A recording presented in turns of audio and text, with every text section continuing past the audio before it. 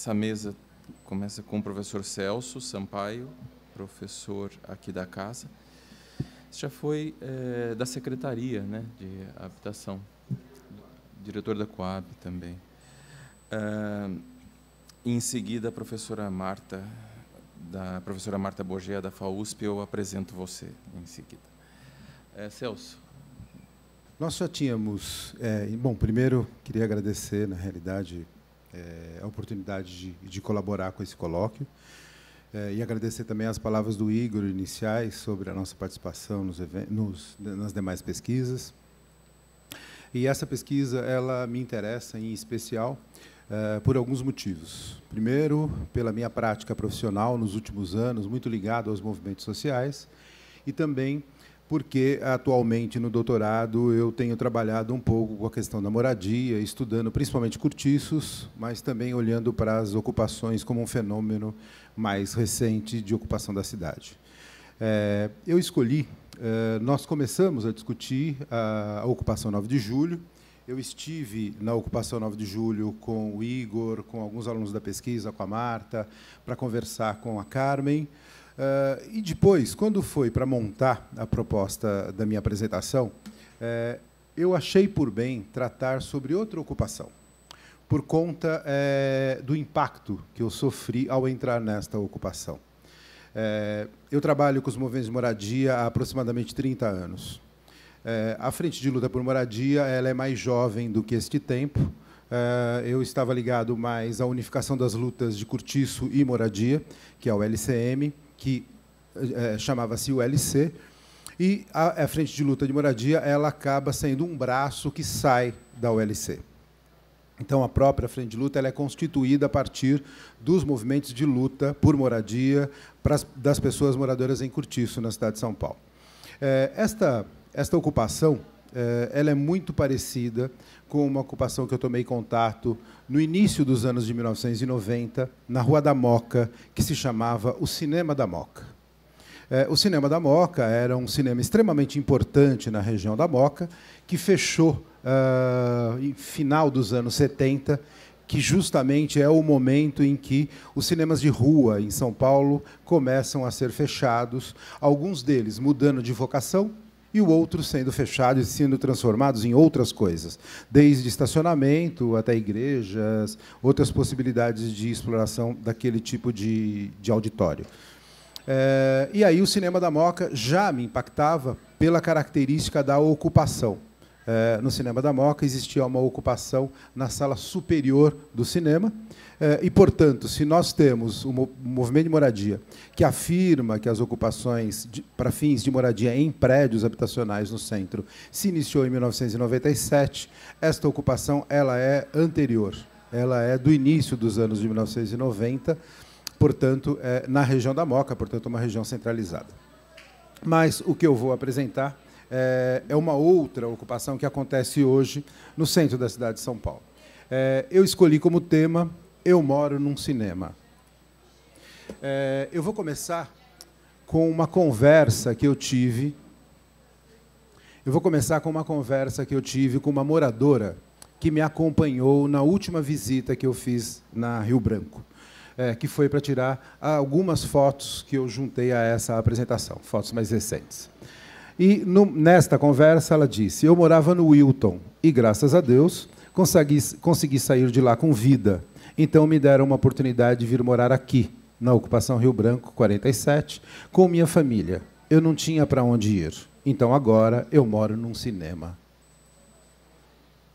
O Wilton, só para lembrar, o Wilton Paes de Almeida é o edifício que ruiu na região central de São Paulo, no Paissandu, por conta de um incêndio no dia 1º de maio de 2018.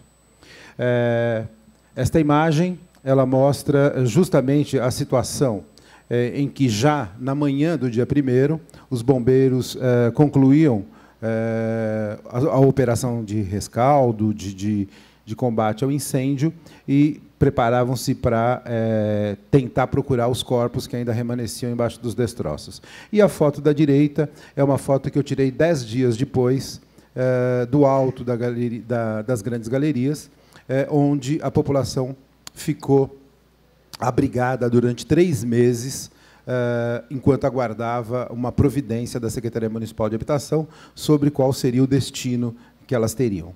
E a foto da esquerda, a gente pode ver, então, os bombeiros trabalhando, mas essa foto eu coloquei aqui para chamar a atenção, não por causa do Wilton Paes de Almeida, a foto do Wilton não tem, ele não é o objeto dessa apresentação, mas na foto, do lado esquerdo, a gente tem aquela primeira construção em vermelho, voltada para o Largo do Paissandu. Ela faz parte de um grande terreno aonde está a ocupação. E esses prédios assobradados, predinho de 2 pavimentos no meio, branco, é a ocupação Rio Branco. Essa ocupação, ela então faz parte de quase uma quadra inteira. O que resta da quadra para encontrar a Avenida Ipiranga é o edifício onde fica o antigo Cine Windsor, e o restante da quadra ela foi totalmente desapropriada pela Prefeitura Municipal de São Paulo. Então, estas demolições que a gente vê, elas são demolições que foram promovidas pela Prefeitura de São Paulo quando a Secretaria Municipal de Cultura adquiriu este terreno para fins de um projeto ligado ao circo, a uma escola de circo. E, no meio, aqui a rua que está em frente, a rua de frente aqui é a Rio Branco. Aquela praça em frente ao Largo do Paissandu. E a rua de trás, essa ruazinha estreita de trás, é a Rua do Boticário. Esse cinema ele foi inaugurado em 1963, com o nome Cine Arizona. O filme que inaugurou é Jim da Selva. Então, esse cartaz mostra justamente a chamada para a inauguração do cinema no ano de 63. E esse cinema permaneceu tal qual ele foi inaugurado, como o Cine Arizona, até meados dos anos 70. E do lado dele, nós temos 2 hotéis. Tanto do lado direito quanto do lado esquerdo, nós temos 2 hotéis que permaneceram como uso de hotel, mesmo depois do fechamento do cinema. No entanto, o cinema ele vai fechar em 77 e vai se transformar num cinema de apelo sexual e erótico, assim como vários cinemas na região central de São Paulo, e os 2 hotéis ao lado também servirão para esse tipo de atividade. Então, a gente tem aqui o cartaz de reinauguração do cinema, em 77, justamente chamando a atenção que, a partir desse momento, o cinema tem outra característica e apresenta outro tipo de filme. Esse cinema ele vai permanecer como Cine América até 2010, aproximadamente. E um ano depois, ainda em 2010, a gente tem essa parte central, que é a entrada do cinema. Você entrava pela parte inferior da sala de cinema, e dos 2 lados ainda, o prédio laranja e o prédio com janelinhas azuis, são os 2 hotéis que a gente tem. O prédio laranja ele é hotel desde a entrada. O prédio com as janelinhas azuis ele tinha um comércio no térreo, um pequeno bar no térreo, e a entrada lateral para as acomodações de hotel. E, na parte central, a entrada do cinema. Em 2011, o cinema é fechado. Portanto, já em na virada de 2010, ele é fechado, e, em 2011, ainda, a Frente de Luta por Moradia ocupa os 3 prédios. Ocupa os 2 hotéis e ocupa a sala de cinema. Ocupa a ponto de redividir os espaços vazios e disponíveis dentro da edificação e começam também a construir nas lajes de cobertura dessas edificações. Acontece que, em 2018, por conta do incêndio no Wilton Paes de Almeida, começa a haver uma fiscalização bastante ostensiva da Defesa Civil, da Secretaria de Habitação de São Paulo, da Subprefeitura da Sé, do Corpo de Bombeiros, e a Eletropaulo começa a mover algumas ações na região central, desligando a energia elétrica de várias dessas ocupações. A ocupação Rio Branco ficou 3 meses sem energia elétrica. As pessoas sobreviviam dentro da ocupação, ou com lampião ou com velas. Durante 3 meses, essa ficou a situação. Quem estava nas acomodações mais insalubres, nas acomodações mais fechadas, essas pessoas saíram, foram para outras ocupações, até que a luz foi religada e eles puderam retornar para a ocupação.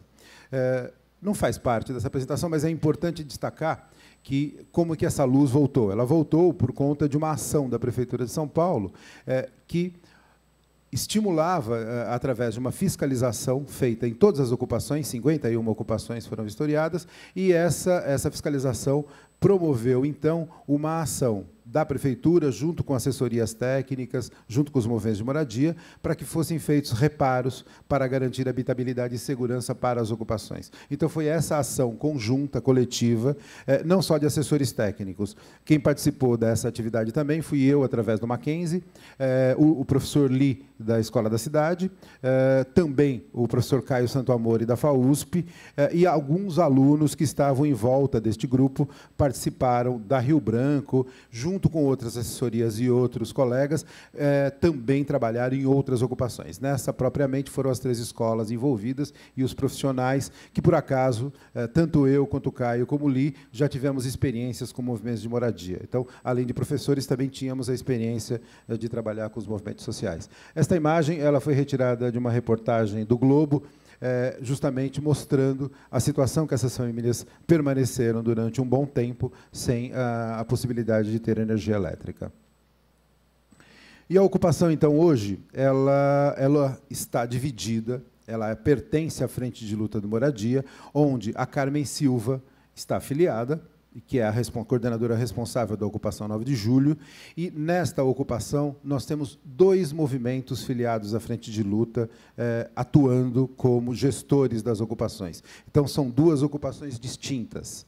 A gente tem uma ocupação que é coordenado pela Carmen Silva, que vai ocupar o hotel, que fica no número 47 da Avenida Rio Branco, e a sala de cinema, a plateia da sala de cinema do Cine América.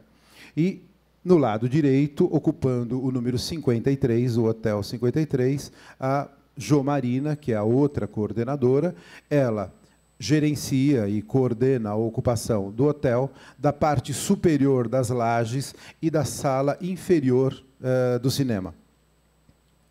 Seria o foyer de entrada e toda a parte que fica embaixo da sala principal do cinema. Este é um corte. Essas imagens, principalmente essas imagens técnicas, plantas e cortes, elas foram tiradas de um trabalho final de graduação de uma aluna da FAUSP, que foi orientada pelo professor Caio Santoamori, e que já tinha, então, portanto, também um trabalho procurando dar uma certa assistência para essas famílias. Nesse corte, a gente vê novamente, a partir da legenda, no corte longitudinal, como é que se dá a participação e a divisão do trabalho das 2 coordenadoras e dos 2 grupos que ocupam este edifício. Aqui a gente tem a entrada do hotel, que fica na Avenida Rio Branco, número 47, então, tem a portaria central, um longo corredor, e os pequenos quartos que são divididos ao longo desse extenso corredor. Cada um desses quartos já tem uma certa instalação sanitária, já tem uma certa garantia, mas o grande problema que esses quartos têm é a falta de uma ventilação adequada e de uma iluminação adequada, apesar de ter alguns poços voltados para eles. A sala de cinema, eu vou me ater à apresentação mostrando exclusivamente uma das ocupações, que é a ocupação 47, a ocupação coordenada pela Carmen, então, que ocupa o hotel, e a sala de cinema, como a gente vê aqui. A sala de cinema ela foi organizada, a ocupação da sala de cinema foi organizada inicialmente com construções em madeira, e depois foi substituída essa madeira por alvenaria, por drywall, por outros tipos de fechamento, para garantir o mínimo de segurança e habitabilidade para as famílias que moram nessa região. Esses são os cortes, longitudinal e transversal, novamente mostrando como que se dá a ocupação das salas e das lajes de cobertura. Os 2 hotéis, eles estão ocupados dentro dos seus próprios quartos. essa é a entrada. O que a gente vai ver agora é um percurso de entrada, visita em toda a ocupação e saída pelo mesmo corredor. Então, essa é a entrada do hotel. Ele já está enfeitado para o Natal.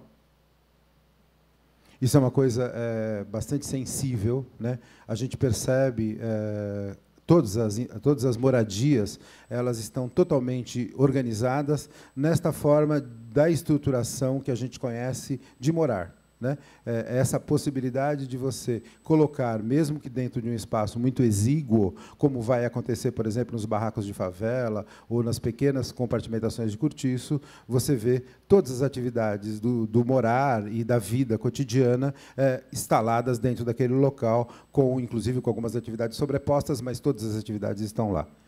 Aqui é a entrada da escadaria, é a escadaria de entrada da sala de cinema. Entrada ou saída, né? Aqui nós estamos entrando na sala de cinema. Aqui é o corredor central. Chama a atenção, nas paredes ainda, os adereços da sala de cinema. Essas sancas, por onde está escondido por trás a iluminação indireta. Ou estava. Esse ambiente ele é totalmente fechado. As pouquíssimas aberturas que existem são as aberturas originais da própria sala de cinema, que tinham janelas, tinham uma certa vedação para garantir a caixa escura e que hoje elas foram retiradas ou substituídas para poder garantir o mínimo de iluminação e ventilação direta.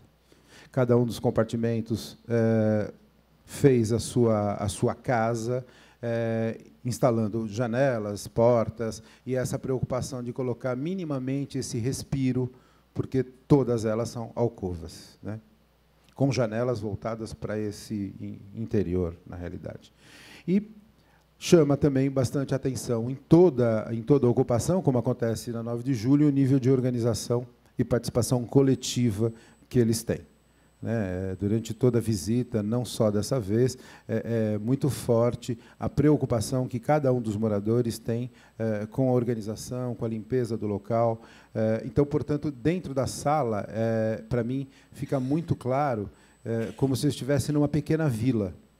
A organização dessas casas, elas remetem à ideia de um pequeno vilarejo, de uma pequena vila, voltadas todas para o espaço público, esse espaço público fechado, tamponado, que é a caixa preta de cinema.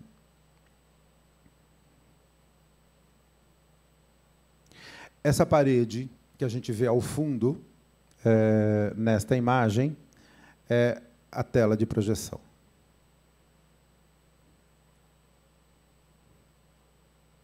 Essa é uma das casas que eu pedi para entrar e fotografar. Ela fica num dos corredores. Ela é essa segunda porta depois do varal. Será que não dá para apagar um pouco mais a luz?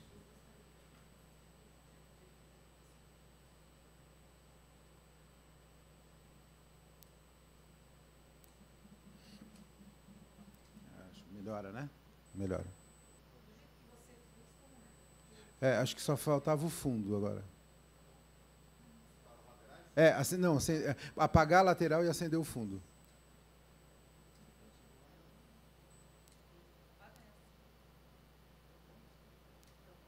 Tá bom? Tá bom? Tá bom? Não. Tá bom. Bom, então, esta casa é essa porta aqui. Foi a Fábia que me atendeu, é aquela que fala no início da conversa, que ela morava no Hilton Paes de Almeida e pôde vir para cá. Eu elogiei a casa dela e ela me disse que a casa dela foi montada com shopping rua. Né? Shopping rua é aquela história que a Carmen nos contou, ou das doações que essas pessoas recebem, ou, às vezes, coletando esse material descartado por outras pessoas e por outras famílias.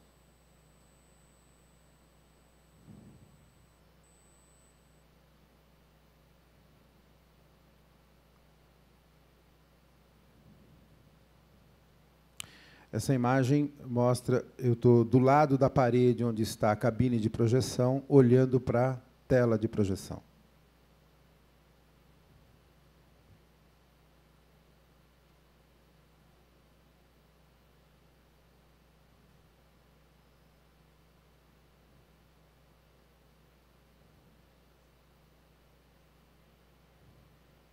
O cinema está todo lá.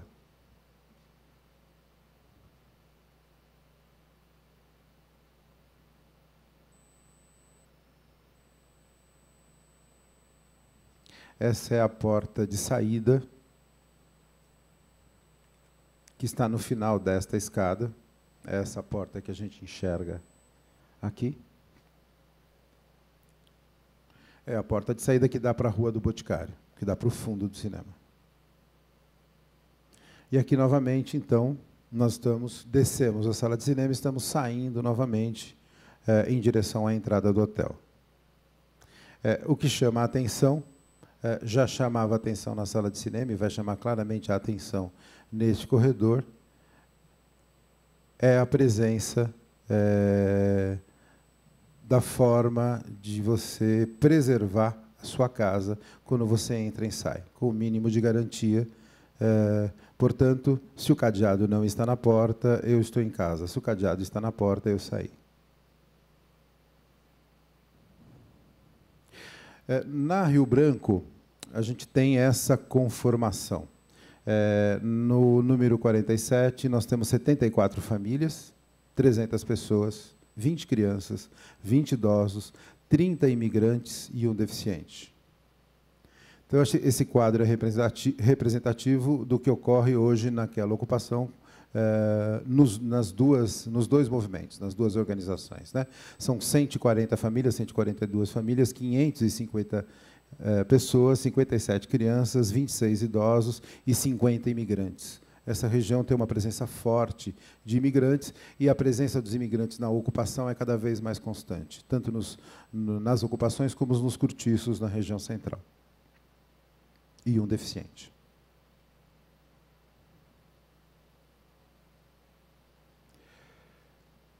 Com a queda do Wilton Paes de Almeida, a prefeitura então fez um grande trabalho de investigação da situação dessas ocupações na cidade de São Paulo. Mais de 70 ocupações foram visitadas, e 51 delas foi feito um diagnóstico para que se tomasse algumas providências. Esse mapa localiza as 51 ocupações distribuídas pela cidade. O que a gente percebe claramente é uma extrema concentração na região central.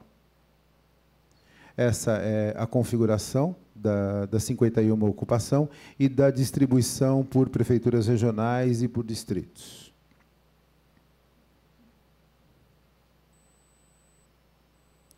Dessas ocupações identificadas, 31% ocupam prédios públicos e 69% ocupam prédios privados. Em torno de 10.500 pessoas moram nessas ocupações vistoriadas, e o que a Secretaria de Habitação entende é que essas são as ocupações reconhecidas na cidade de São Paulo, tanto do ponto de vista de ocupação de edifício público como de edifício privado. 3.500 famílias e 2.500 pessoas, né? A distribuição entre tipologia de edificação, ela vai variar entre casa, galpão e prédio. A maior concentração se dá em ocupação de prédio, depois em casa e alguns galpões. Com relação ao número de pavimentos, também existe uma diferenciação bastante grande, uma concentração maior nos edifícios de 3 a 5 pavimentos, mas existe uma diferenciação grande na tipologia de edifícios ocupados. Com relação a ações futuras, esse grupo técnico, do qual eu também faço parte, indicou algumas ações que já foram realizadas. Esse trabalho ele foi realizado até julho de 2018, Esse relatório foi publicado no segundo semestre de 2018 e as ocupações tinham um prazo para poder realizar as obras e a maioria fizeram essas obras, e nós já estamos num processo de segundas e terceiras vistorias por esse grupo técnico, junto com a Defesa Civil e com o Corpo de Bombeiros. Eu quis colocar uma informação aqui, a Lisete mencionou o mapa da desigualdade também. A Rede Nossa São Paulo lançou o mapa da desigualdade agora, no início de novembro, e me interessam algumas questões ligadas diretamente à cidade de São Paulo e que eu quis trazer aqui para mostrar. Então, a gente tem claramente verificado, nesse período que vai de 2014 a 2019, que a gente tem um aumento de 10% dos mais ricos, né? 10% dos mais ricos enriqueceram neste período, enquanto que 50% dos mais pobres empobreceram 17% nesse mesmo período. Então, a gente tem essa desigualdade, ela, além dela ser latente, visível, perceptível ao andar pelas ruas da cidade, a gente tem claramente uma identificação a hora que se analisa o poder aquisitivo dessa população na distribuição que ela tem pela cidade. Dos indicadores, me interessou pegar a habitação, né, porque é o tema que a gente vai trabalhar aqui. E no tema da habitação, esse quadro ele mostra a concentração de favelas ou de habitações com precariedade na cidade, e a gente percebe que existe uma diferenciação bastante grande. O desigualtômetro da Rede Nossa São Paulo mostra 607 vezes de diferença entre os locais mais infraestruturados da cidade e os locais com menor infraestrutura da cidade. Isso também vai tratar sobre a questão da porcentagem de pessoas morando em favela na cidade em relação às pessoas que moram em áreas consolidadas. Os terrenos, então, esse terreno todo, essa quadra toda, ela faz parte de um patrimônio adquirido pela Secretaria Municipal de Cultura.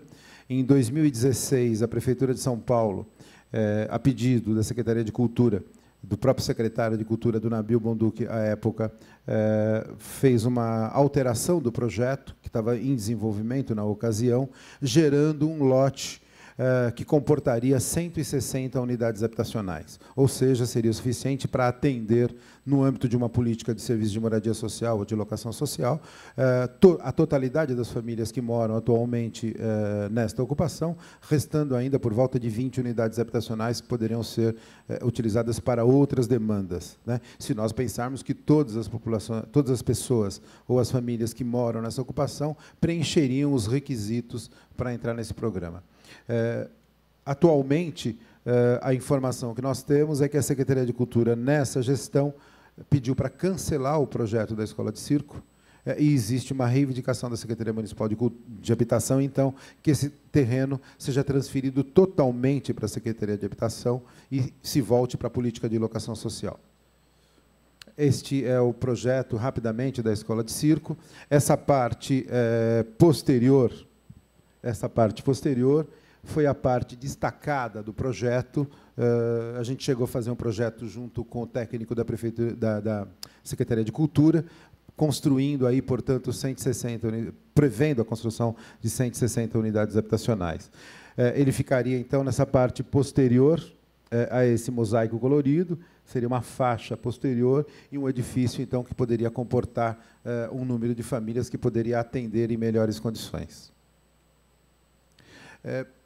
Na realidade, eu acho que o que é importante destacar, e aí o que eu procurei destacar nessa apresentação, é como que essas ocupações elas poderiam ser melhor recuperadas, melhor habilitadas, para que elas se prestassem a um tipo de moradia emergente ou urgente, que poderia ser mantido durante o período que durar a ocupação.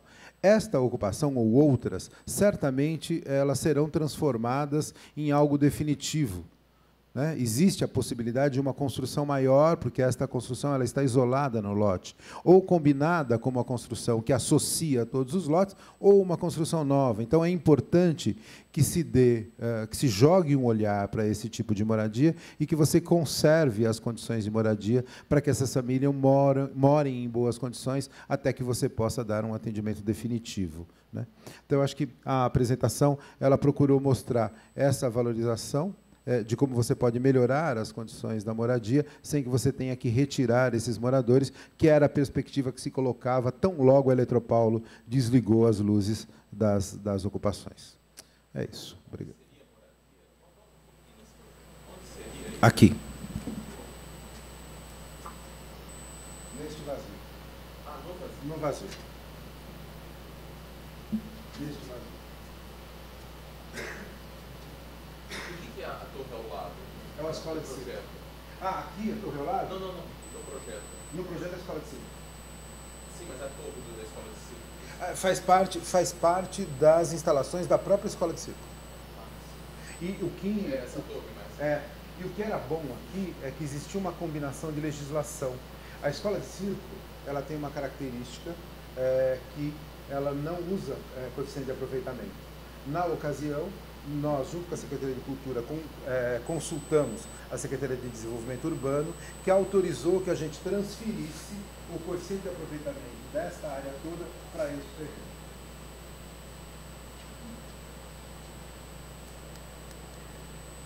E haveria depois uma perspectiva de uma interação? A ideia era justamente atender essas famílias em locação social, através deste edifício. E aí, como não se sabe se as famílias teriam poder aquisitivo para entrar dentro do programa, o programa tem algumas exigências para que ele para que as famílias sejam atendidas. Quem passasse pelo perfil poderia acessar esse tipo de moradia, como serviço de moradia social ou locação social. Quem não passasse nesse perfil integraria a demanda do município de por habitação e entraria em outros programas habitacionais ou seriam atendidos dentro das demais ocupações, uma vez que essa estratégia ela era uma estratégia combinada com os movimentos de moradia. Era uma ideia que os movimentos de moradia trouxeram para a Secretaria de Cultura. Obrigado.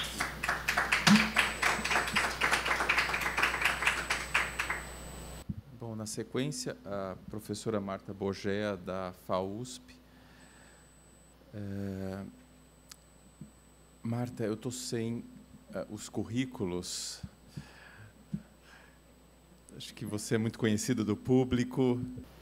Eu quero agradecer a oportunidade de estar aqui nesse colóquio, sobretudo porque, antes de qualquer coisa, me pareceu muito arguto e muito generoso o Igor nos propor começarmos assim esse começo, como um momento em que, para além de irmos todos juntos para as nossas balizas, tentarmos entender, transformássemos já esse num gesto público, em que, ao nos ouvirmos, que é parte do procedimento habitual dos grupos de pesquisa, quando eles iniciam uma pesquisa específica, nós compartilharíamos, e estamos fazendo isso, compartilhando, os pontos iniciais. Vai ser interessante, divertido, perceber o quanto nós vamos ter nos impactado, e os nossos atravessamentos provavelmente gerarão também desvios e reposicionamentos de movimento, né, depois de um tempo de convivência, de partilha, de pensamento junto. Então, eu celebro isso e, claro, a oportunidade muito precisa de um colóquio que traz em diálogo a oportunidade de ouvir o Luiz Antônio, o Fernando, o Celso, a Cibele e o Igor, aqui, preparados nessa troca entre todos nós. Eu organizei portanto, essa primeira aproximação do tema, que é um tema caro a todos nós, que é a ideia da morada, por um campo de compreensão de que morar para além da habitação, no sentido do programa habitacional, dos lugares dos nossos retornos, aquilo que a gente habitualmente chama de casa, ele significa o lugar do nosso habitual, o lugar onde nós regressamos, o lugar onde também nos permitimos, de certo modo, direito à subjetividade. Em tempos em que tudo é histrionicamente público, parece fundamental o direito a uma certa opacidade, e indo numa direção legítima, desejável, de nos aproximarmos e valorarmos aquilo que é passível de compartilhar com o outro, parece que a gente perdeu a mão naquilo que é também tão fundamentalmente, tão fragilmente humano, que é, sim, há momentos em que será importante que, abrigado numa certa sombra, a minha sombra possa aparecer, seja ela imersa em tristeza, seja ela imersa em dor, seja ela imersa em puro cansaço. E a cena excessivamente pública tem me parecido uma espécie de distração em relação àquilo que nos caracteriza, que é o direito a esse lugar de uma certa quietude. Abram todas as frestas, mas Benjamin tinha razão, o novo ambiente do vidro mudará completamente a vida dos homens, e essa mudança parece que só então, agora, depois de irmos ao limite disso, nós começamos a nos aperceber. É por isso que começo com ele, quadrados vermelhos em pontos azuis. Um texto bastante conhecido, mas eu quero ler novamente com vocês. Quando eu estiver velho, gostaria de ter, no corredor da minha casa, um mapa de Berlim, com uma legenda. Pontos azuis designariam as ruas onde morei. Pontos amarelos, os lugares onde moravam minhas namoradas. Triângulos marrons, os túmulos, nos cemitérios de Berlim, onde jazem os que me foram próximos. E linhas pretas redesenhariam os caminhos no zoológico, no Tiergarten, que percorri conversando com as garotas. Adoro conversando com as garotas. Setas de todas as cores apontariam os lugares nos arredores, onde deliberava sobre as semanas berlinenses.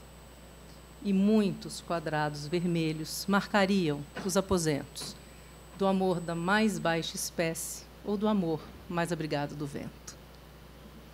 Eu convoco, portanto, os pontos vermelhos, tanto do amor da mais baixa espécie, que só dentro de um território opaco é possível viver, quanto do amor mais abrigado do vento, que tem momentos de uma calidez que exige esse silêncio, essa delicadeza em torno desse mundo que fica absolutamente subjetivado, sem perder de vista que esses quadrados estariam necessariamente nos pontos azuis, nas ruas onde eu morei. Sobre moradas, lugares de retorno e o direito à subjetividade abrigada. Para falar disso, por mais que seja Benjamin a ecoar em mim, eu vou aproximar dois... Desculpa, gente, eu pisei num fio. Eu vou aproximar dois edifícios que têm me chamado a atenção e me intrigado pelo modo peculiar e com que tem sido possível reinventar no tempo, nas suas bases de origem. Não é só exatamente uma reinvenção de uso, é também uma reinvenção prospectiva e, portanto, no âmbito do projeto, na sua materialidade. Eu estou falando do edifício Copan e depois eu vou falar da ocupação 9 de julho. Me interessa visitar esses dois edifícios distantes um do outro, apenas a 8 minutos a pé, naquilo que parece que nos apontam para as mesmas coisas e naquilo que certamente já é possível distinguir nos modos com que, do pensamento de origem moderna, em que a torre habitada se aproximava de um embasamento público, radicalizada num pilotis pura praça. Depois, na ideia das galerias, passagem comercial, do qual o Copan faz parte como ideário imaginário. E hoje, na ocupação 9 de julho, um térreo praça provisoriamente ocupado e temporariamente atravessado também por dinâmicas que convocam o âmbito público e não apenas só aquele que é atravessado por um domínio privado de um comércio. Mas vamos começar pelo Copan. Em 1951, um edifício singular, que, por mais que tenha sido rechaçado por seu mais emblemático autor, ele volta com a força daquilo que é pertinente nas espacialidades que são para além do puro encanto de uma forma, né? Como não reconhecer nesse edifício a sua singularidade de estrutura e linguagem que o distingue na paisagem paulistana. Como não apontar, sobretudo, sofisticada e arguta condição desses brises, do qual a fotografia interna mais clássica, essa construção de um horizonte que, de dentro da casa, eu avisto todo um panorama, mas que dá a propriedade de uma espécie de abrigo, a vertigem inevitável, dependendo do andar onde eu estivesse. E isso é um brise de proteção solar, não só. Guarda outra potência na maneira mesmo como ele engendra isso, e não à toa as fotografias que a gente vê circular pelos meios digitais livres ocorrem. A escala impressionante de 1.160 apartamentos, mais de 5.000 moradores, e o termo é esse, 22.000 transeuntes, pessoas que entram, saem, tomam café no Floresta e voltam. E eu selecionei algumas fotografias de depoimentos de moradores e dessa simpática vendedora que há muito tempo está aí, uma barista de café, justamente do Café Floresta. Quer dizer, esse lugar onde a torre está colocada como a distância desse chão de convivência que era tão peculiar nas casas, nas pequenas vilas, em que da janela eu chamava alguém que estava brincando, quer dizer, essa espécie de desafio colocado pela densidade moderna em como é que eu me afasto para ampliar a densidade do mundo e como é que, ao mesmo tempo, ao descer, ainda quase em casa, eu me aproximo desse mesmo mundo. E eu permito que, então, um outro, vindo não sei muito bem de onde, visite, ou me encontre numa situação parcial. Morar é esse lugar onde eu poderia ter o prazer de reconhecer a existência do vizinho pela sonoridade, pela presença, ao mesmo tempo em que eu possa me abrigar na minha compreensão de morada. Existe um filme que é 60 Horas no Copan, e a gente tem vários exemplos, desde uma documenta de Cássio que passou pelo Copan até o apartamento da Escola da Cidade, que é usado para os visitantes, até chegar ao limite, um apartamento que é alugado para fazer um filme sobre esses moradores, um texto do Eduardo Aquino e do Fernando de Melo Franco, com a Karen Chansky, eu não estou segura se é um jogo dos dois ou dos três, no tempo em que eles habitaram o Copan. Enfim, o Copan é esse lugar emblemático, porque, antes de tudo, essa ilusão única de uma torre acopla torres distintas, justapostas, com acessos completamente independentes da kitnet, dos apartamentos maiores, dos apartamentos de 2 quartos. Então, essa unidade, na verdade, é a construção de uma ilusória semelhança e de uma variedade de usos também, eu insisto, porque já está no tempo de a gente se reconciliar com algumas apostas feitas na virada do século e endossadas no desenvolvimento da primeira metade do século XX, que nós podemos já reconhecer como apostas poderosas. Uma delas era isso: como é que eu altero a escala e a medida dimensional das unidades, e com isso eu altero naturalmente a natureza de gente que vai vivendo ali. Eu crio uma vida mais rica na medida mesma em que eu perturbo um certo campo. Não chegou nunca tão longe quanto eles um dia desejaram, né, do porteiro vivendo junto com a família abastada. Essa ilusão excessiva, social, que estava em várias frentes, foi, pela prática, pela sorte da prática humana, desmontada. Mas acho que tem uma coisa aqui que me interessa, que é essa variação ao limite de chegar àquilo que hoje, que era impensável na época que ele foi feito, que é Kiko.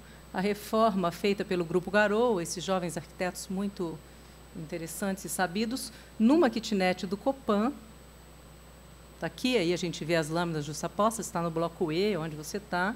Esse é o trecho do Kiko demarcado, para investidor, que foi quem pagou, com o intuito de alugar para hospedagem online.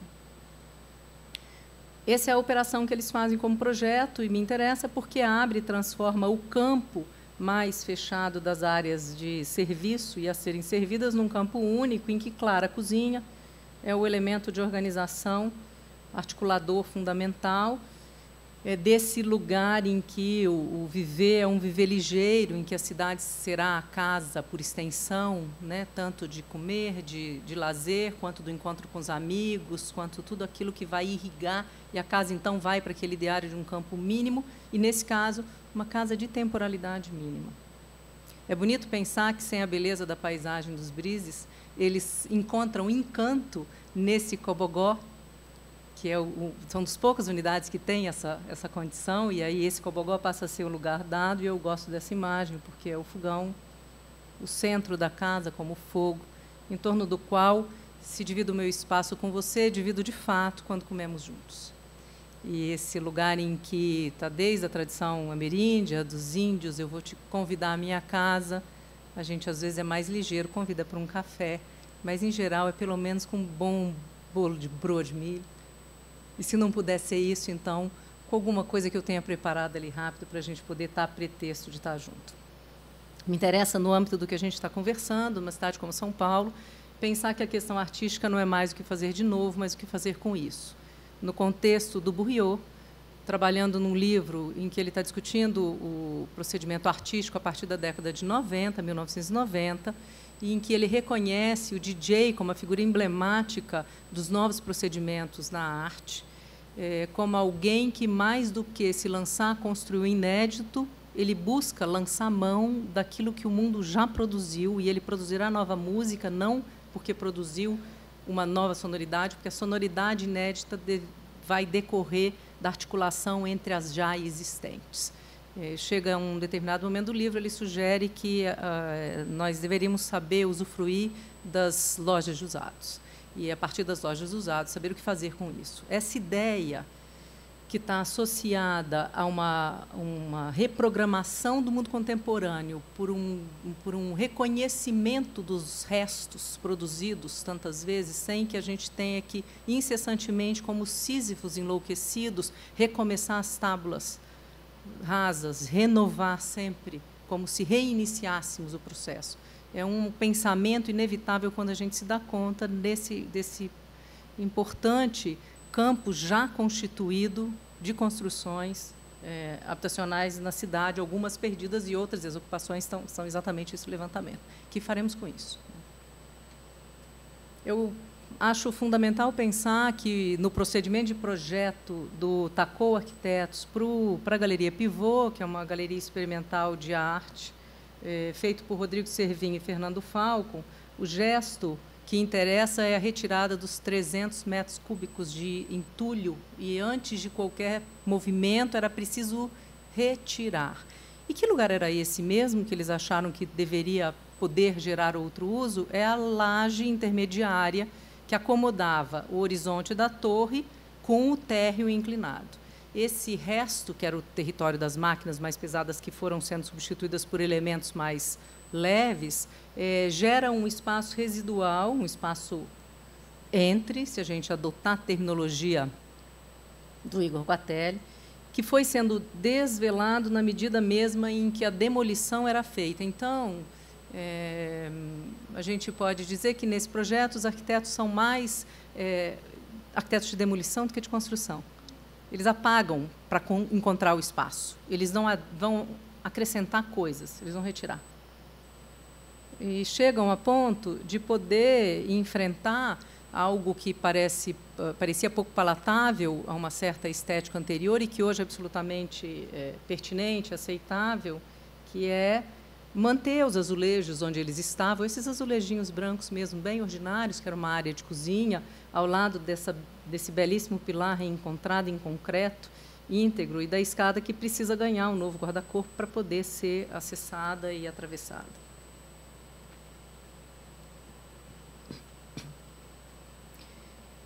A declividade curiosa do piso faz com que a experiência no pivô seja sempre de atenção ao espaço, que é uma espécie de curioso atributo para a experiência da arquitetura. É um lugar fora do lugar, ele é inadequado todo o tempo. E essa inadequação virou seu traço. Preciso enfrentar essa rampa de aclive, que é a cobertura do cinema, para encontrar ao lado essa projeção mais escura, uma pequena sala que, às vezes, eles usam.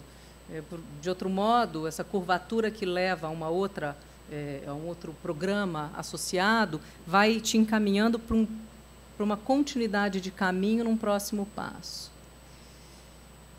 Esse texto do Sennett, que é o segundo texto dentro de uma trilogia prometida, que eu, de fato, não sei afirmar se o terceiro livro já saiu. O primeiro era o Artífice, Fernando está fazendo uma cola sim, como cidade mesmo, como ele prometeu.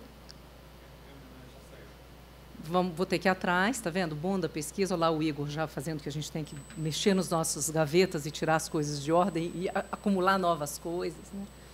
O primeiro livro se chamava Artífice, e o Sennett, na trilogia, como sociólogo das ciências sociais, está dizendo que ele quer recuperar determinadas habilidades que a nossa forma de civilização perdeu, dentro daquilo que, segundo ele, são habilidades que nós não deveríamos prescindir para vivermos como homens entre nós, entre homens.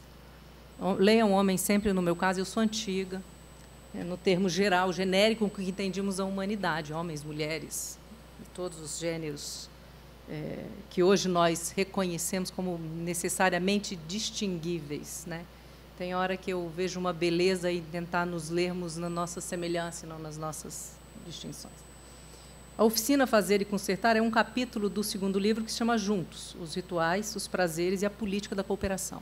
Segundo Sennett, uma das características que nós perdemos, assim como a habilidade de fazermos com as nossas mãos e lutarmos por uma feitura, que é típico do artífice, em que o prazer do trabalho bem feito é maior do que qualquer coisa de uma ligeireza de resolução pragmática para o mundo.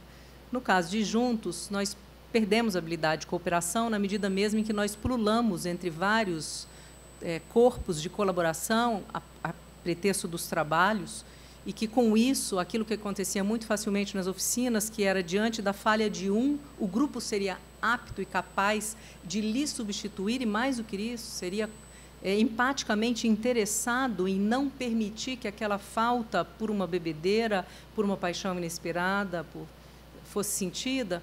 Hoje, cada um de nós cuida daquilo que precisa e o mais rápido possível, com muito pouco envolvimento, uma vez mesma em que nós já sabemos que rapidamente nós poderemos estar tendo que renegociar e reencontrar os nossos novos parceiros.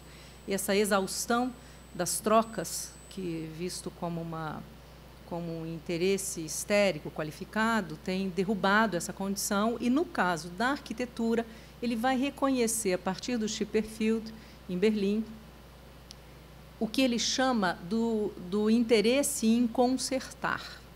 A palavra, na tradução brasileira, é um pouco capciosa, porque o conserto traz para nós, a nossa etimologia, a ideia de uma perda, de que aquilo a gente perdeu algo que seria irreparável, né? Quebrou paciência, conserto. O que ele propõe é justamente tirar essa ideia do paciência, conserto, e o conserto, então, abarca uma outra forma de trabalho, que acata as peças que restam e recoloca em movimento, reinventando a potência daquilo que lá estava. Se a gente aproxima, por puro interesse, num diálogo específico, Bourriot e Sennett, que não estão em diálogo, os dois autores, a gente percebe que há, a partir da década de 90, uma espécie de procura de requalificação de aspectos que a gente foi perdendo como habilidades que talvez nós devêssemos reencontrar. Então, mais do que substituirmos, até o espaço, a gente andou produzindo lixo, eles estão aí, a gente talvez começasse a usar os nossos lixos para outras coisas, e, preferencialmente, num âmbito de cooperação. Esse térreo tão festejado, menos pela sua forma, menos pela condição de cada um deles, mas pelo direito, creio eu, de tudo isso junto e misturado, que jamais seria o mesmo. O bar da Dona Onça, absolutamente elitizado, a Igreja Apostólica Renascer em Cristo, que não está mais funcionando no que era o cinema, a Casa de Café, que continua até hoje lá, o Café Floresta. São as tantas lojas, as mais variadas, algumas muito curiosas, simples, singelas. E me interessa pensar que, nesse térreo do Copan, de algum modo, cabe o contato daquilo que o Michael Sorkin defende, que é o que nos torna civilizados, é o atrito com a diferença. E, mais do que querer julgar ou dizer se eu entraria na igreja ou não, eu deveria simplesmente respeitar. Ele está lá. ela trará um certo grupo. E quem sabe, na necessidade do respeito, eu aprendesse um pouco a ser civilizada. Aquilo que significa, eu posso observar o outro e, apesar de não poder viver a vida do outro, eu posso aceitar que ele a viva, sem precisar transformar no meu modo próprio de viver. Esse burburinho variado, que é rico, também tem interesse naqueles tantos outros que estão lá em cima, né? Alguns moradores conhecidos, outros inesperados, a senhora que faz bordado do lado de Jean-Claude Bernardet, enfim, que natureza de gente tão diversa é essa que vai aparecendo. E me chama a atenção que, numa proximidade desse universo, o Copan guarda ainda a chave das antigas galerias, no sentido das passagens, os lugares onde eu faço um térreo fluido, e que não é exatamente aquele térreo de pilotis onde eu simplesmente dou direito a passo. Eu crio motivos para estar lá. Então, eu atravesso, mas também permaneço um pouco. É nessa ideia da permanência, do retornar, do ficar para aquela atividade que eu acho que o jogo estabelece uma outra coisa. Ocupação 9 de julho, o edifício é um IAPTEC de 1943, o antigo INSS. Ele vive um tempo, ele é projeto do Jaime Fonseca Rodrigues. É muito interessante porque a gente quase que deixa essa notícia meio de lado, assim, como se ele... E o edifício tem uma força constitutiva, por exemplo, que na Galeria Reocupa é visível através da própria demarcação, da maneira como os artistas estão visitando aquele térreo monumental e majestoso. A ocupação é de 2016, e aí começa aí já um traço interessante, que é a ocupação 9 de julho, mas eu não entro por ela. Eu vou entrar por trás. Eu vou entrar por uma outra rua, mais dócil, talvez, na medida em que ela não tem intensidade voraz do tráfego da 9 de julho. Entretanto, é uma rua tão urbana e tão inquieta de fluxos de carros quanto a primeira. Mas eu entro numa cota, portanto, intermediária. Essa operação me chama muita atenção, porque esse é o edifício como ele está na fotografia disponível na revista Acrópole. Eu encontrei a partir dessa matéria, nesse site, São Paulo Antiga. A foto que fala de como ele está hoje, dessa majestosidade dessa torre central, né, que organiza um outro corpo de trabalho. Visto do outro lado da rua, como ele se camufla e, ao mesmo tempo, cria uma pequena vibração de distinção em relação ao edifício ao lado, e como essa entrada, por onde entram os corpos técnicos, os ensaios do ILU, funciona um pouco como rota de fuga, esse circo, né, esse lugar que faz desse terreno uma praça, às vezes, ocupada de modos as mais variadas e distintas. Aqui é a entrada de cima, ainda bastante protegida, eu vou chamar assim, necessariamente protegida. Uma vez lá dentro, o mundo amplia de um jeito incrível, mas esse muro ainda é um muro necessário, porque o muro, antes de tudo, é aquilo que vai regular contato. Se a gente acompanhar esse mesmo autor, que eu prezo, que é o Sennett, em Open City, como é que, então, eu vou operar desse lugar em que eu posso tranquilamente fechar essa porta para que não me atravessem ou me ataquem? Eu estou dentro de casa, e quando eu abro esse portão, é também a porta em que todos os meus convidados, visitantes e tantos outros adentro, né? Talvez um dia parte desse sítio seja também mais passível de ser amigável, mais disponível a qualquer tempo para a cidade. Ela é formal, ela existe como um dado. Esse é um dos trabalhos surpreendentes da clareza com que a Carmen Silva diz isso. O primeiro gesto é não ser invisível. E, por não ser invisível, eu ter reconhecimento e, portanto, uma proteção que se dá porque o outro me enxerga, de uma beleza, e é tão singelo. Qualquer avó diria isso para qualquer um de nós, e a gente parece que foi esquecendo isso, né? Quanto mais eu me escondo, mais difícil vai ser. Quanto mais visível eu estou, mais o outro poderá vir, né? Inclusive, ao interagir comigo, me reconhecer como um igual e desejável de convívio. Essa situação, né, dos lotes, do terreno, do jardim, a escala próxima, não tão alta ainda dos moradores, e mais de 1000 visitantes por evento. Aqui começa uma diferença que me chama muita atenção. Se o Copan está, a maior parte do tempo, exceto quando encerra o horário comercial e ele fecha os portões, ele tem portões, a galeria,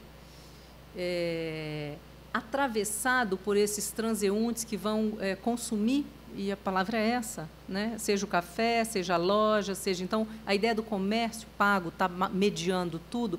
Aqui, o que move é uma ideia de convite para evento. Depois de ter ido num dia comum, num dia de semana, a gente chamaria assim, eu voltei num domingo para ver o ensaio do Ilu Obadmi. E o ensaio não era pago. Qualquer um de nós poderia estar lá só pelo ensaio, mas também tinha um almoço, porque era bom a gente poder partilhar a comida, não era mesmo? Então, a ocupação tem essa lucidez de trazer o almoço como um bom pretexto de ficar um pouco mais lá. Mas não obrigatoriamente todo o tempo tem que estar em torno disso. Quando a gente acompanha os eventos pelo Facebook, a gente vai notando isso. E os eventos vão variando. Aniversário do Suplicy.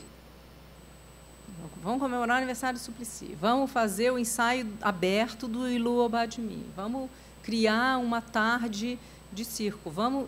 Essa condição é que faz com que essa quadra, que tem essa domesticidade de uma quadra típica de uma comunidade ou de um condomínio, em que essas crianças estão aí, inclusive alguns vizinhos, o depoimento deles, pela tranquilidade de ter aquela porta fechada, as crianças estão ali soltas porque o espaço está, de certo modo, protegido. Obrigado. É também o lugar onde está todo mundo sentado, em algumas das fotos, comendo ou brincando, e aí a bola está rolando numa outra velocidade. A biblioteca que o Igor já mostrou, a gente lembra da biblioteca daquela ocupação lá atrás, estudada pela Hermínia, em que um catador de reciclado encontra livros e dá início a uma biblioteca. Era Prestes Maia o nome daquela ocupação, e ali começa um campo de sociabilidade interna do lugar comum de trabalho.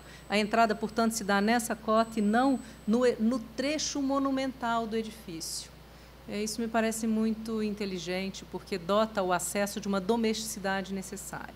Não é o lugar mais monumental que vai me receber. O que vai me receber é esse lugar mais a res do chão, onde eu toco esse jardim e vou encontrando... Como quem entra pela cozinha numa casa? Vem aqui mesmo pelo quintal, não era assim que falavam com a gente? Ou ainda falam nas pequenas cidades do interior. Vem, entre por aqui. Não precisa entrar pela sala de visita. Acho isso muito, muito lindo e muito inteligente. Então, a festa junina e tal, o almoço. Cada almoço desse tem um pretexto, um uso, uma forma.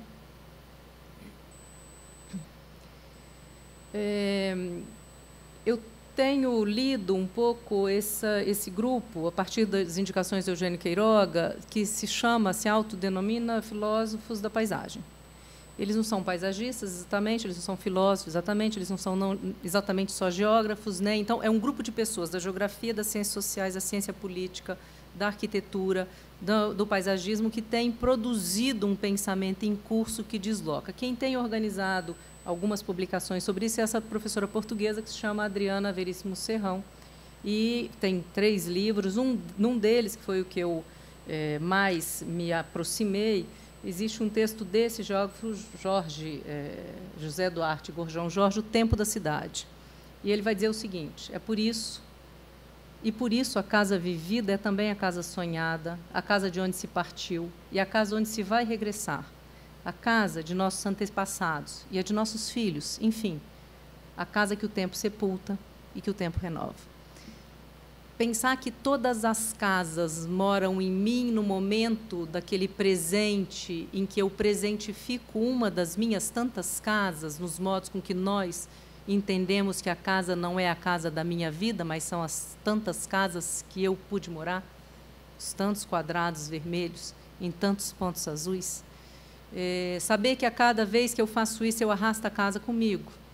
Essa casa imaginária dos meus avós e a casa desejada do que virá a ser a casa dos meus filhos, que o fato dela não estar sempre no mesmo lugar não significa que esse campo imaginário não insufle e reinvente as bases desse mesmo morar. Me parece uma condição fundamental para o modo com que nós decidimos atravessar os tempos em moradas variadas. no 9 de julho, não se perde de vista, esse é um processo, se eu entendi, uma oficina de desenho, em que os meninos, as crianças desenham a sua casa, e que dentro, protegido no edifício, eu poderia acompanhar sem necessariamente ter que ir. Não é essa mesmo uma beleza das torres de habitação? Que inferno no vilarejo, que a feira atravessa a janela do meu quarto. Que bonito eu poder ganhar a distância. Em que momento a distância é um valor? Uma outra autora, que é a Luísa Bonesi, eu estou próxima de terminar, num texto também, nessa mesma publicação, que se chama Habitar a Terra e Reconhecer-se nos Lugares, diz o seguinte: todas essas posições reconhecem que o ser definitivo, definido por uma localização, constitui um elemento incontrolável, e é nessa perspectiva que surge uma lógica de participação, do partilhar uma situação, o grifo é meu, do habitar num projeto de fidelidade ao lugar em tempos longos, fundada não sobre uma comunidade natural de autóctones e território, mas sobre a escolha do lugar do qual se cuida, participando de uma comunidade eletiva, em que se é habitante, entre aspas, apenas enquanto se decidir ser aquele que cuida ou aqueles que cuidam de um lugar, vivificado como elemento imprescindível de uma relação de sentido, investimento simbólico e afetivo, responsabilidade de projeto de futuro. Me parece fundamental pensar na perspectiva de como nós temos habitado, que se pudermos nos responsabilizar no sentido de que, por mais que eu não esteja lá num tempo próximo futuro, eu terei zelado por aquilo para que o tempo futuro daquele sítio seja longevo e guarde dentro dele as matrizes daquilo que eu pude contribuir. Essa noção, que antes estava associada a uma ideia enraizada de uma localidade autóctone, de onde é o que eu chamo a minha cidade, eu ainda arrasto esses vícios. A minha cidade, Vitória, minha casa. E quando são tantas as casas e tantas as cidades, então, pelas quais nós nos daríamos o direito e nos comprometeríamos com o dever de zelar, cuidar. E, por isso, prolongar como potência simbólica e não apenas física e material.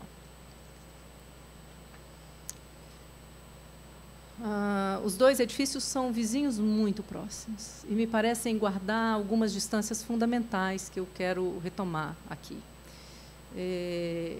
Entre o pilotis puro solo livre, sem destinação ao que vier, da ideia da passagem que convoca a um estar ali por um pouco mais, mas capturada pela ideia do consumo e do comércio, para um lugar onde esse térreo pode ser não exatamente térreo, embasamento de um edifício, mas térreo praça, térreo aberto, fragmento público, eventos temporários que animam e irrigam de valor de outros forasteiros e de novidade o direito de ver uma cidade buliçosa como São Paulo. A distância de 8 minutos se transforma numa longa distância. E é uma longa distância que tem a ver com arrastar na materialidade da arquitetura essa que está tentando se reinventar. Vetores que nós ainda não tínhamos experimentado e que talvez sejam mais potentes do que esse em que a gente também amplia o campo de distância entre todos nós que vivemos aqui nesse sítio, porque colocamos uma condição econômica, social, para poder estar juntos naquele lugar. Fecho lembrando uma das cenas mais bonitas de Dor e Glória, o último filme do Almodóvar, As Lavadeiras. A mãe e aquelas mulheres juntas lavando roupa, porque é preciso cuidar da vida para que a vida se estabeleça.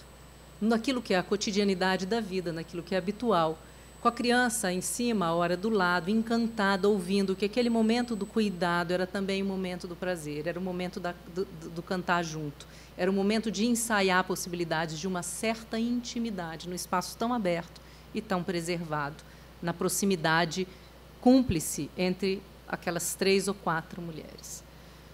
O lavar roupa no rio, que não custava, era o que permitia, assim como foi arrastado a ideia de buscar água no poço. Tomara que a gente saiba, assim como a 9 de julho tem tentado e outras ocupações, manter essa fricção entre o território do público e o território desejável da vida privada. O lugar onde nós nos encontramos. É isso. Obrigada.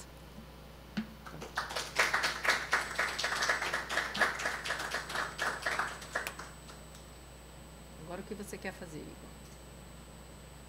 Ah, tinha uma frase do Peter. Eu posso.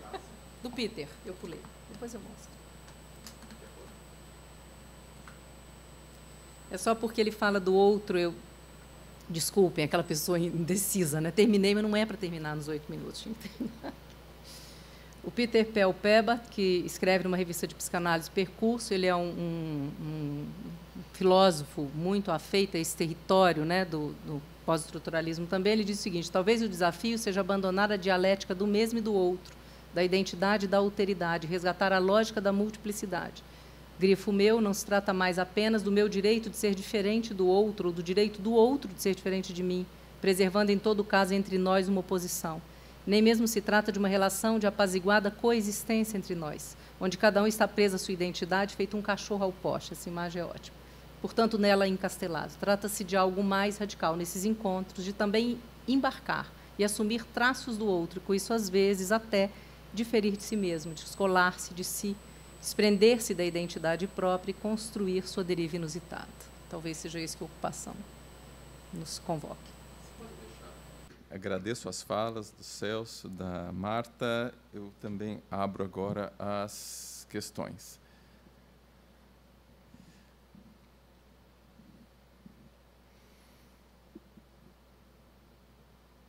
Eu não queria começar colocando uma questão, não sei se vocês...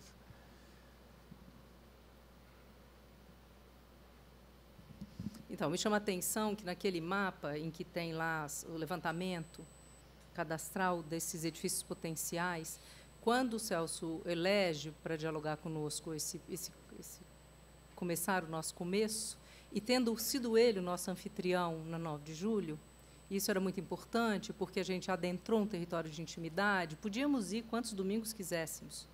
Teríamos tido outra condição, não é? Vocês que estavam conosco, naquela mesa pequena, quase infantil, sentados na biblioteca, conversando com a Carmen, como quem conversa em torno de um fogo com um amigo, né, pela proximidade e confiança que ela tem com os Celso. E ao trazer o outro elemento, você nos traz ele já numa tensão que é muito interessante, que é quando, então, tem 2 gestores no corpo edificado, e o corpo que parece um são 2. Não porque são 2, um vizinho do outro, eles, inclusive, um encarapita por cima e por baixo. Tem um engate impossível de enfrentar sem muita destreza de desenho, material, de arquitetura. E é muito bonito pensar, então, que se nós olharmos essas 2 balizas, de início já, nós perceberemos que não é possível ter um programa único, um modo só de enfrentar essa variedade. Então, queria um pouco que você falasse sobre isso, se os outros modos que você encontra, quer dizer, você propositalmente trouxe 2 bastante intensos, inclusive entrou do lado de cada vizinha, né? Então, falasse um pouco, já que você caminha por todos esses, eu gostaria de ouvir um pouco sobre esses modos tão singulares de distinguir, que não tem a ver com ser casa e prédio, tem a ver com os engates. Imagina. Bom, a minha intenção, ao escolher a Rio Branco, foi justamente mostrar essa possibilidade de outros arranjos, né? O próprio edifício do INSS, ele já tem uma conformação, uma tipologia de prédio que ele permite uma divisão muito mais fácil. Parte dos andares eles já são apartamentos, e parte são lajes livres, que eram destinadas a escritórios, mas, como tinha uma projeção, a estrutura já acompanhava essa possibilidade de redivisão. Então, o edifício 9 de julho ele já permite uma conformação muito próxima daquilo que a gente poderia entender como um edifício habitacional, né? Isso vai ocorrer também no Hotel Cambridge. O Hotel Cambridge tinha também um pouco essa característica. Vocês não chegaram a visitar o Hotel Cambridge? Não. O Cambridge também tinha a mesma situação. 2 entradas, uma pela 9 de julho e uma pela Rua de Trás da Álvaro de Carvalho, que faz justamente os mesmos limites que o prédio da 9 de julho. No entanto, no prédio, no Hotel Cambridge, a entrada se dava pela área monumental, porque era o local mais apropriado, porque as entradas voltadas pela Álvaro de Carvalho permitia uma outra possibilidade de exploração. No Hotel Cambridge, no filme Hotel Cambridge, a entrada posterior é o salão de dança. Então, todo aquele salão de dança onde as pessoas estão performando é justamente a entrada posterior. Então, ela ganhava uma outra característica de ocupação. Ao escolher a Rio Branco, eu quis justamente mostrar como um movimento, a organização de um movimento, permite parte da sua estruturação próxima, mesmo que ele articule de forma diferente o físico e, às vezes, de forma diferente as relações sociais dentro da ocupação. Não é a única ocupação onde você tem duas lideranças atuando sobre o mesmo edifício. Existem outras ocupações com essas características. Mas, na Rio Branco, o que a gente percebe, e isso é uma característica muito própria deste movimento, que, ao se instalarem nos prédios, eles têm uma conduta como um protocolo diante do edifício. A primeira coisa é a limpeza. Depois é a questão de você garantir as mínimas instalações adequadas, ou seja, isolamento completo do que é instalação antiga e instalações novas. Água, esgoto, luz, isso é uma diretriz que o movimento já pratica em várias das suas ocupações. Outra característica é a questão da pintura. É importante pintar. Aquela coisa que é muito característico de todos nós. Eu nunca entrei num apartamento novo onde eu não pintasse primeiro o apartamento antes de entrar.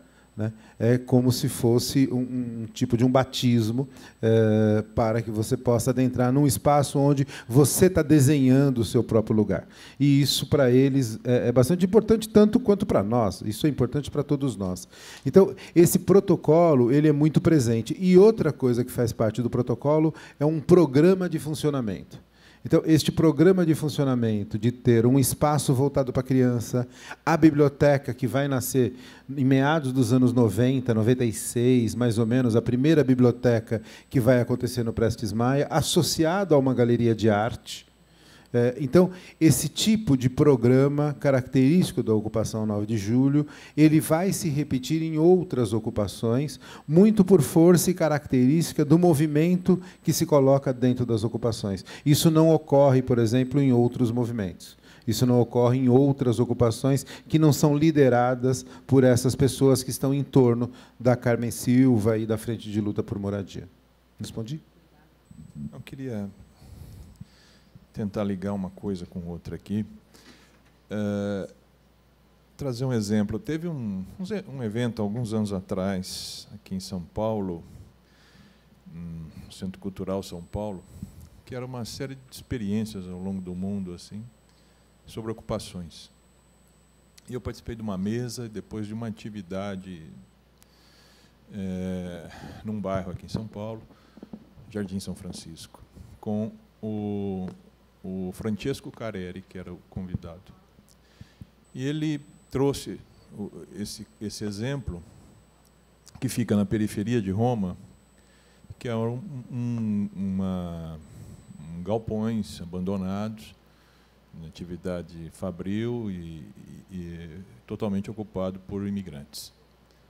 Então, imigrantes tinha do leste europeu, tinha imigrantes do Oriente Médio e do norte da África. Agora não recordo a quantidade, mas era uma instalação grande, uma quadra inteira, industrial, vazia, bem na periferia de Roma, em direção a Fiumicino, assim. E aí teve esse trabalho de arquitetos, o Careri estava comandando essa atividade. Não sei se você viu isso, Fernando. E tinha artistas, arte-educadores, era um grupo trabalhando com essa diversidade cultural.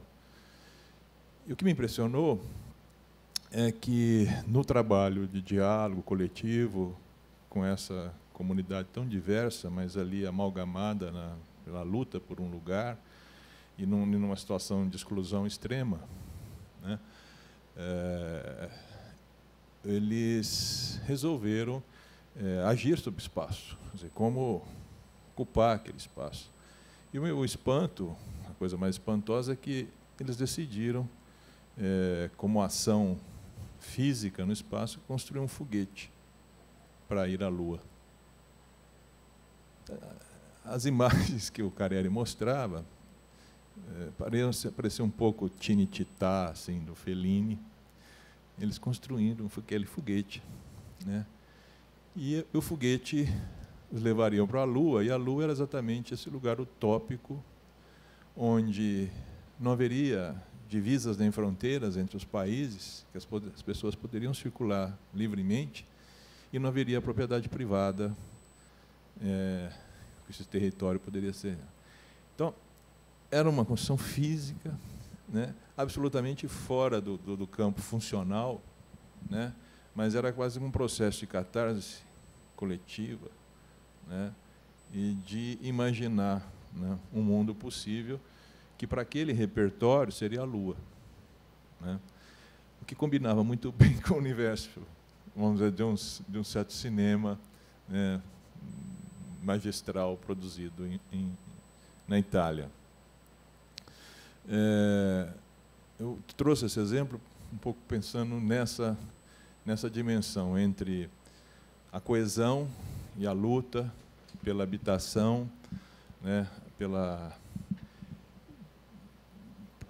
conquista e pela resposta a uma demanda muito concreta, que é a sobrevivência, né, mas, ao mesmo tempo, os laços, os afetos, não, que se vão dando no plano do sonho, do imaginário, da projeção de uma sociabilidade que precisa ser inventada, talvez na Lua, né? Um comentário que eu gostaria de trazer para o nosso debate aí no grupo. Acho muito bonito, Luiz, essa maneira de reconhecer que um dos cuidados entre nós tem a ver com o direito de sonhar junto. Comer junto é esse lugar em que o Zé Arthur Janotti já dizia, né, eu não como, essa ideia da comida, do almoço executivo é um absurdo, é uma cíntia, é uma heresia. Porque, para comer, eu preciso estar relaxado, eu faço isso entre amigos. É impensável essa ideia do alimento, que é físico, sem a partilha do prazer e da tranquilidade com que eu me dedico àquilo. E poder sonhar juntos, talvez seja esse lugar singular de construir, nem que seja como a Bonésio convoca, temporariamente, o direito de cuidar daquilo juntos. Qual seria, então, a natureza de cuidado que nos mobilizaria? Para além desse simples dia a dia, né? Naquilo que a gente poderia imaginar juntos, desejar juntos, e, por isso, talvez, partilhar um tempo juntos a ponto de nos conhecermos, um pouco, pelo tempo que cada um de nós puder estar lá. Boa lembrança. Eu achei bonito também a imagem, e, para mim, me lembra um pouco a própria forma de organização do movimento. Eles partem de grupos de base, então, portanto, as famílias elas não entram na ocupação porque precisam de moradia e batem na porta da ocupação, né? Elas se filiam ao movimento de moradia e participam de dinâmicas dentro do movimento de moradia para que elas possam, num horizonte, conquistar uma possibilidade da sua moradia através do que eles chamam da sua própria luta, né? Tanto é que o grito do movimento é: quem não luta está morto. Isso é repetido várias vezes no Hotel Cambridge, né? E essa coisa do fazer junto, ela começa justamente dentro desses grupos de origem, que começam a buscar a identidade entre as pessoas para que elas possam se identificar com o local que elas vão construir juntos para morar. Tem uma cena linda do filme Hotel Cambridge, quando a Carmen está na porta, e a porta já foi aberta, e ela fala assim: entrem, vão morar, vão ser felizes, entrem. Então, eu acho muito bonito esta forma, realmente como uma comunhão. Eu achei bonito a forma como você falou do almoço, né? Que a gente poderia ir lá só para ver o Ilu, o lançamento de um livro, a exposição, enfim, mas a gente tem outros motivos para estar lá. E é muito bonito como isto ocorre naquele dia. Mas, se nós formos lá no cotidiano fazer uma conversa com a Carmen ou qualquer outra pessoa, o café vai estar lá, o bolo vai aparecer, né? Porque existe esse processo colaborativo muito forte entre os moradores da ocupação. Então, eu acho muito bonito essa possibilidade de troca, que ela começa com um processo de construção e de entendimento do que é essa luta coletiva, que nada mais é do que partilhar, né? Viver junto e partilhar. Bonito. Sim. Ah, não tem dúvida. Essas e outras questões tem alguns códigos que são extremamente importantes e são discutidos com todos, né? Isso é bonito. Só um comentário, porque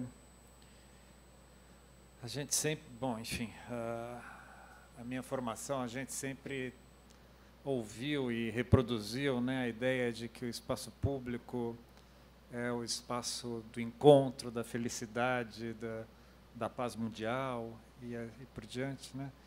E que é a mesma coisa do apaziguamento, né, da ideia do apaziguamento. Não existe espaço sem atrito, sem disputa, sem conflito, evidentemente. E aí, eu acho que tem uma questão que está colocada na fala da Marta, que me chama muita atenção, que é a questão da intimidade, né? Porque a origem da palavra apartamento vem de apartar. É apartar aqueles que vivem juntos. É dar uma forma possível de existência da intimidade naqueles que moram juntos, né? E que, num dado momento, eu, de fato, preciso apartar o atrito para que essa coexistência, convivência seja possível, né? E talvez o que seja bonito nas ocupações e também no Copan, diferente de um condomínio outro qualquer, em que o térreo, os andares são ainda áreas coletivas, mas condominiais, de uso restrito, é que, de fato, há um espaço de transição entre o público estrito sensu, os espaços múltiplos das intimidades diversas, e que ora transita no espaço ainda da coletividade, quando a porta está fechada e não tem evento no domingo, e ora ele, de fato, se abre para o público, né? E nesse momento é que deixa de ser invisível, e nesse momento talvez é que, pelo menos do que eu vi lá da ocupação 9 de julho, aquela ocupação passa a ganhar outros significados do ponto de vista da sua inserção na cidade, porque aí sim é que ele repercute outras formas de construção de relações, né? Então, é muito mais complexo do que a torre com o pilotinho embaixo, o pilotinho com a praça é livre como o céu, né? Que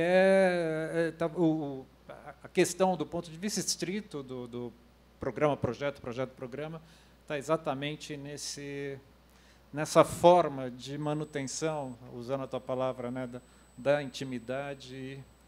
E aí, só lembrando também uma outra coisa que me veio quando você fala que o espaço da intimidade é aquele que me permite o regresso, né? E me lembro da exposição dos 500 anos dos mapas.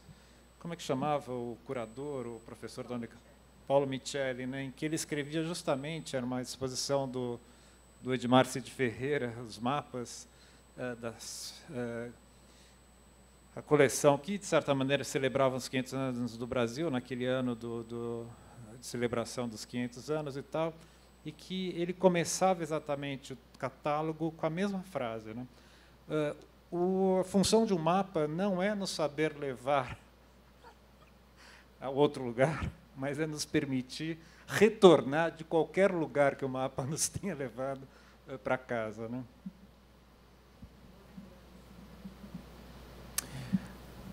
Vocês querem responder? Eu só queria lembrar duas coisas. Eu tive recentemente na Quadra Modelo de Brasília, falando da casa que um dia eu sonhei. O Pilotis talvez tenha sido esse primeiro sonho, quando nós nos deparamos com o desafio da torre, de como é que nós poderíamos, então, fazer esse chão comum. E na Quadra Modelo de Brasília, claro que com todas as idiosincrasias de Brasília, com as distâncias construídas pelas horizontalidades, está preservado ainda. Eu fui numa sexta-feira às 15h, a conversa entre as mães que combinam, então, quem vai cuidar das crianças juntas, os meninos que fumavam num canto, meio entre a casa e escondidos da casa, os idosos que estavam ali tomando sol. E eu estava com uma pessoa que nasceu em Brasília, já existe essa geração, que encontrou uma vizinha, porque a mãe morou naquela quadra há muito tempo, e a vizinha da Bruna disse a ela: quanto tempo eu não te vejo por aqui? Aqui a gente continua nesse mesmo modo ainda de viver. Esse lugar em que está o lago, está o jardim comum, que tem essa possibilidade de estarmos lá, parece uma coisa fundamental desse desejo dessa casa que está colocada. E o Sennett, com a ideia do muro que regula contato, quer dizer, qual é o limite do contato? É a sombra do prédio, próximo da entrada.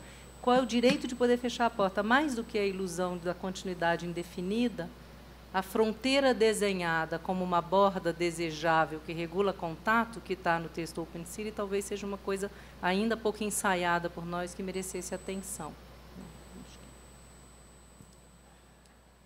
Eu só comentaria, acho que só uma questão, que o contato na ocupação 9 de julho, ela é muito forte, presente e cotidiana entre os vários apartamentos.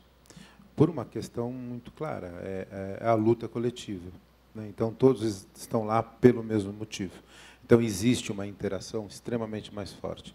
Enquanto que no Copan, ou no meu próprio prédio, nós temos essa questão resolvida.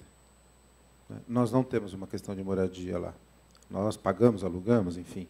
Então, o que eu sinto é que existe também uma relação que está fora do almoço, está fora das festas, e que existe uma interação no cotidiano mais forte nessa necessidade que os reúne. Eu queria fazer algumas colocações a partir das duas falas. Acho que tem muitas coisas para serem faladas. Eu vou tentar ser sintético. Eu pedi para deixar nessa imagem, primeiro, que valeria a pena aos alunos, principalmente, que estão aqui, lerem o Peter. O Peter, ele tem uma editora, N-1 Edições, e, através dela, ele tem trazido, principalmente, mas não só, o pensamento deleuziano, e esse pensamento que incomoda, esse pensamento que fricciona, esse pensamento que atrita. Por exemplo, uma obra importante, eu diria que, para a gente entender um pouco a nossa realidade e como é importante essa resistência, esse movimento de resistência, de atrito, de inaceitação, uma obra que ele trouxe, aliás, escrita por ele, é Deleuze e os Movimentos Aberrantes. A defesa que ele faz do que a gente entende por aberração. E nós, arquitetos, urbanistas, taxamos muita coisa na cidade de aberração. Porém, eu acho que a gente deveria começar a entender de outra maneira isso que a gente entende por aberração. Valeria a pena ler Deleuze e os Movimentos Aberrantes. Essa necessidade de nós considerarmos e entendermos de uma outra maneira aquilo que parece ser uma aberração, e o que seja aberração.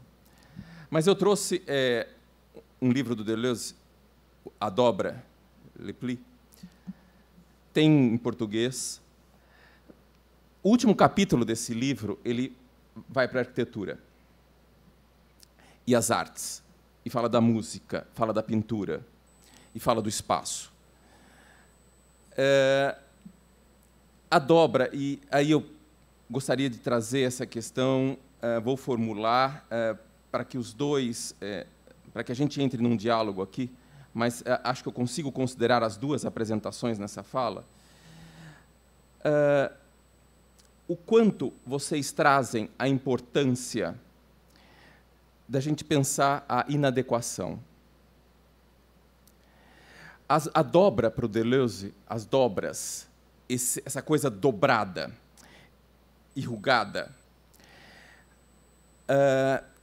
para ele, de alguma maneira, representa essa força, né, de algo que não é ideal.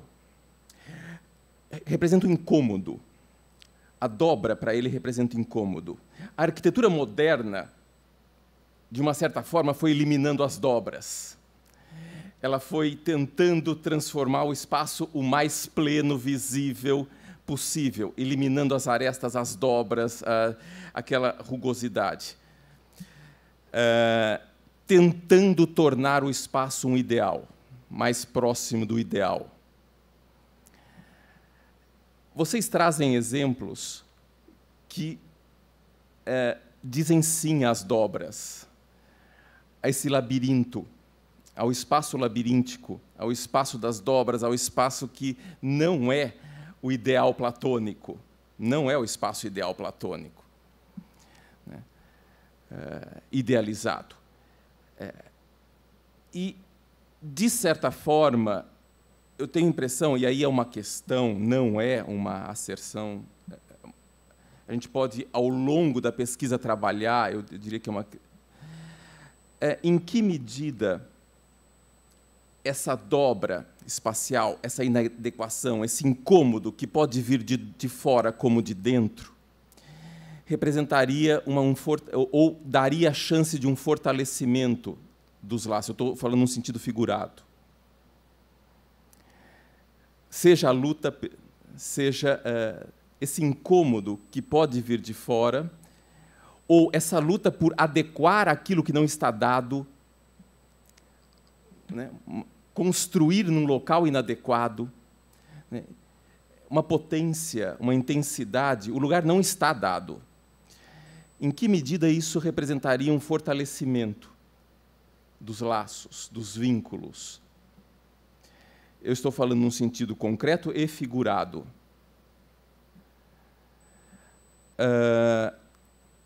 O andar de baixo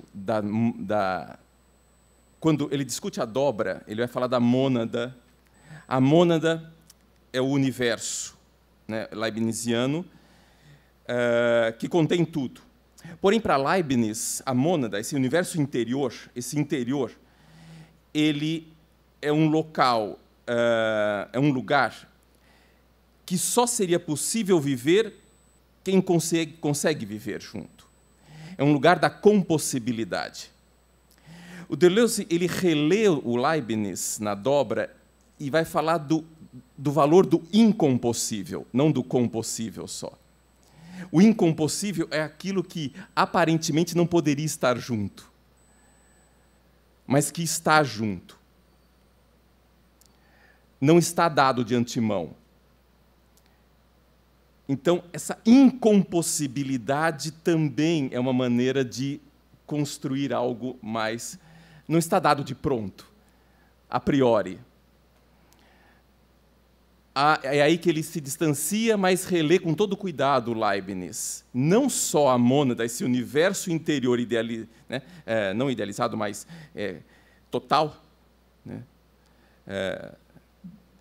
Ele é o lugar dessa possibilidade de convivência das coisas que são possíveis de conviverem entre si.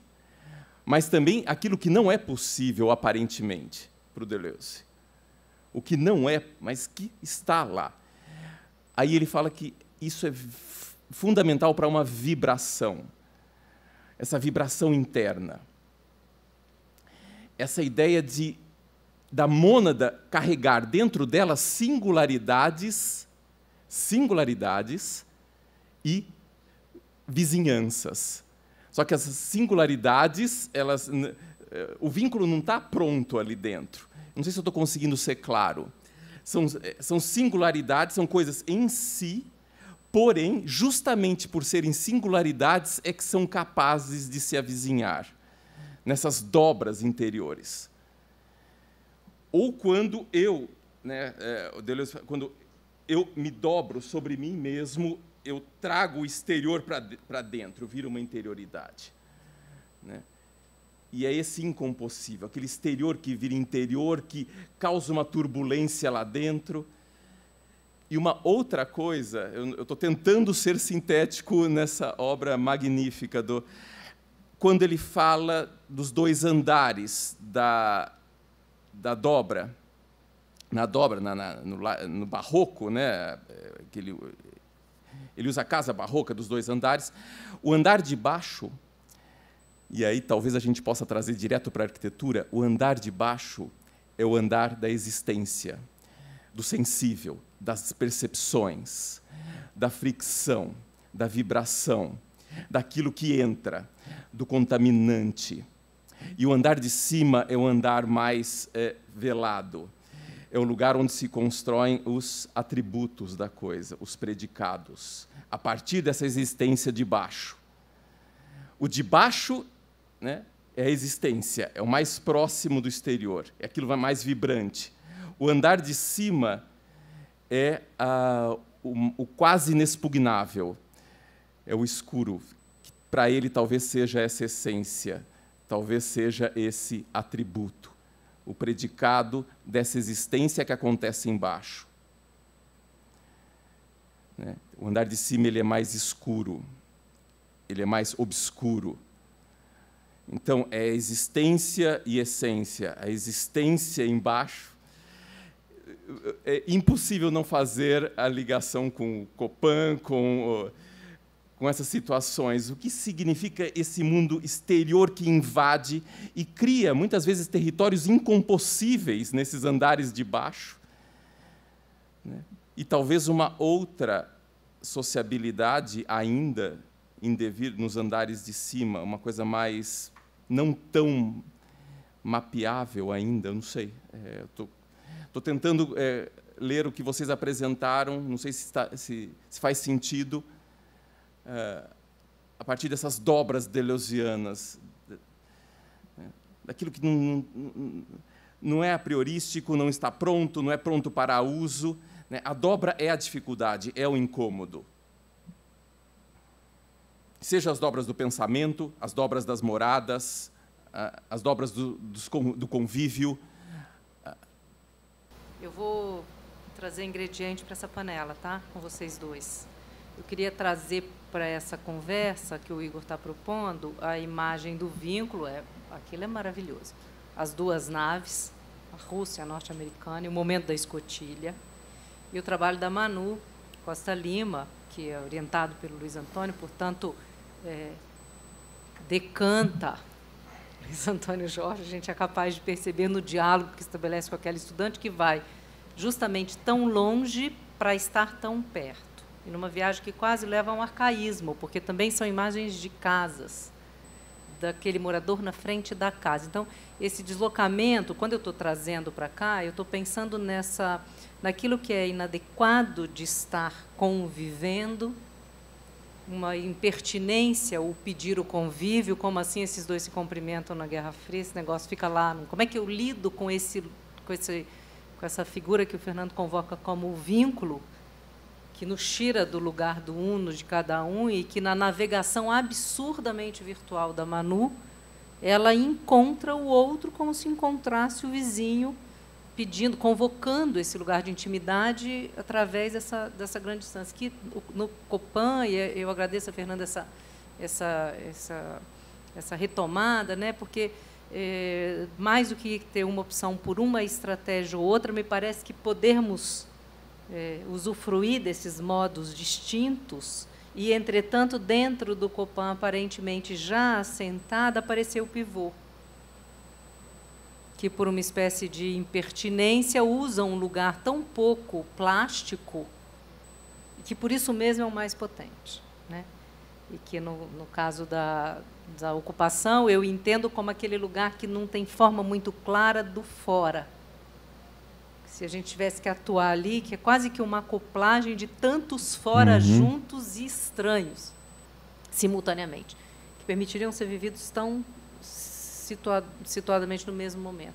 Como não pensar que, então, o lugar de tensão ou de interesse, que, para mim, quer, em geral, dizer quase a mesma coisa, é justamente esse lugar onde eu, ao tocar o outro, ou precisar passar do meu lugar para este outro, que já não é mais um outro, porque está tão conectado comigo, e talvez aí, por isso, o Peter, de fato, ajude a pensar, fala de mim através desta alteridade que nem sequer eu poderia ainda dizer que sou eu.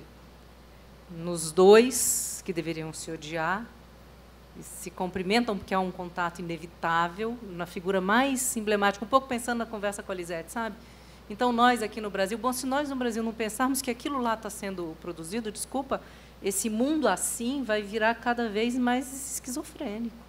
Isso está numa panela de um planeta que está cada vez menor. E essas vidas, né? Então, eu só, na verdade, mais do que respondeu, eu concordo com você, que tem uma coisa para a gente, tem massa para mexer. E na massa eu estou puxando o ingrediente que o Luiz trouxe, que o Fernando trouxe, para poder ir, né, dobrando aqui nessa que foi a nossa dupla, é a mais direta, nesse caso, nesse momento. Né? Você quer entrar já? Na realidade, o comentário que eu faria é que eu também concordo muito contigo, e, na realidade, ao escolher a ocupação Rio Branco, eu pensei muito nessa questão da inadequação. Eu fui convencido que aquela ocupação era possível de ser mantida como fins habitacionais. Eu fui convencido. Em 2015 e 2016, eu era contrário à manutenção daquela ocupação. Eu fiz várias conversas com as lideranças, sugeri, inclusive, a demolição das casas que estavam nas lajes. Assim, estou abrindo meu coração, porque realmente foi isso que aconteceu em 2015 e 2016. Só que houve um grande avanço, mesmo com as condições insalubres, eles tiveram um grande avanço, com o apoio de vários profissionais, é claro.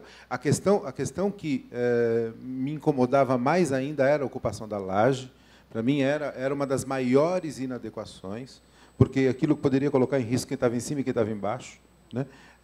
E aí foi feito um trabalho grande com alguns professores da Poli, que visitaram o edifício. Eu fiz uma inspeção técnica, mas a minha inspeção era de experiência de arquiteto, de verificar a estrutura, espessura de laje, existência de vigas, enfim, para tentar minimamente verificar quais seriam as condições de manter aquilo, mas depois eles tiveram um trabalho muito maior. Então, eu certamente fui convencido com relação à importância de intervir naquela inadequação e justamente pensar aquilo que eu repeti acho que umas 2 vezes aqui, que foi um aprendizado, principalmente a partir desta ocupação, que é dar boas condições enquanto durar aquela condição de ocupação. Né? Porque talvez a gente tenha que um dia resolver aquela situação mais insalubre, principalmente da vilinha, né? Porque realmente é uma condição difícil de vida lá, mas é uma alternativa extremamente importante. A felicidade daquela mulher que me recebeu lá, por ter saído de um prédio insalubre, onde os vizinhos dela morreram, e hoje ela está morando num lugar onde ela tem uma casa que ela acha bonita, ela tem vizinhos que ajudam a cuidar da filha dela e da mãe doente, enfim. Então, você percebe as relações que se constituíram a partir disso, e que é isso que você falou. A partir desta inadequação, aparecem possibilidades de sobrevivência, de cooperação, que supera a inadequação e coloca uma outra condição de vida, e o olhar que se coloca para aquilo, até para o técnico, acaba sendo um outro olhar. Né? Então, várias das coisas... Eu poderia ter mostrado essa ocupação o que era há 1 ano e meio atrás. Era completamente diferente, não existia luz, não existiam as portas que a gente viu com cadeado dando para fora da rua, enfim. A inadequação era muito maior. Então, houve realmente um investimento do próprio movimento de moradia, das famílias cooperadas que moram naquele lugar, com o apoio de vários profissionais, e que procuraram trabalhar essa inadequação e procuraram criar alternativas dentro dessa inadequação. Não é pergunta, não é comentário, é só tentar pensar alto aqui, algo que eu não estou conseguindo formular, mas que me parece... Primeiro, porque a imagem da Soyuz com o Apollo, que é uma imagem poderosíssima, super bonita, né? Mas é uma falsa construção, uma construção de uma falso apaziguamento da coexistência entre dois que continuaram em Guerra Fria durante muito tempo. Né? Então, é uma imagem completamente que não é isso, né? E, por outro lado, essa última colocação do Peter, né, nesses encontros, não é a questão simples da coexistência da alteridade, né, mas assumir traços do outro, e, obviamente, significa eu também inocular, enfim, fazer a minha infiltração no outro, né? Porque não é um caminho unilateral, acredito. Nesse encontro há uma assumir os traços mútuos, né, dessa troca. E é isso que eu penso, puxando um pouco essa frase e a apresentação lá que eu fiz, quer dizer, a cidade instantânea do Peter Cook, ou a Walking City, cujo propósito original do Walking City era muito mais a cidade errante, enfim, a cidade em movimento, né? Mas é que nesse movimento, ao passar por, ou a cidade instantânea que deliberadamente queria fazer essa infiltração, né? É essa ação que decorre, ou essa reconfiguração que decorre desse encontro que não é nada apaziguado, porque é de uma brutalidade sem tamanho aquele negócio em Nova York, assim como também chegar um bando de zeppelins. Mas aí tem a ideia que o Peter Cook coloca, né, de que fez a infiltração e a rede assume o controle. Independente da ideia de assumir o controle, porque também é uma ideia, mas a ideia da rede me parece interessante, porque eu não sei se a gente pode pensar a 9 de julho, ou como 9 de julho, Cambridge como Cambridge, Rio Branco como Rio Branco, sem entender que, de fato, é uma rede, né? E, a partir disso, a gente supera a ideia do urbanismo tático, que está, de fato, preocupado com apenas o Cambridge, ou apenas, e a gente entende como, então, um pensamento, eu diria, sistêmico, que está por trás dos movimentos, né, tem capacidade, aí sim, de uma reverberação que transcende o limite de toda e qualquer ocupação para conseguir começar a ser visível na cartografia de uma das maiores metrópoles do mundo, né, sem ser um ponto, mas ser, de fato, uma estratégia locacional que ganha uma outra magnitude, né? Então, não sei, como é que a gente consegue pensar os movimentos dentro desse raciocínio de movimento sistêmico, constituindo suas redes e assim por diante.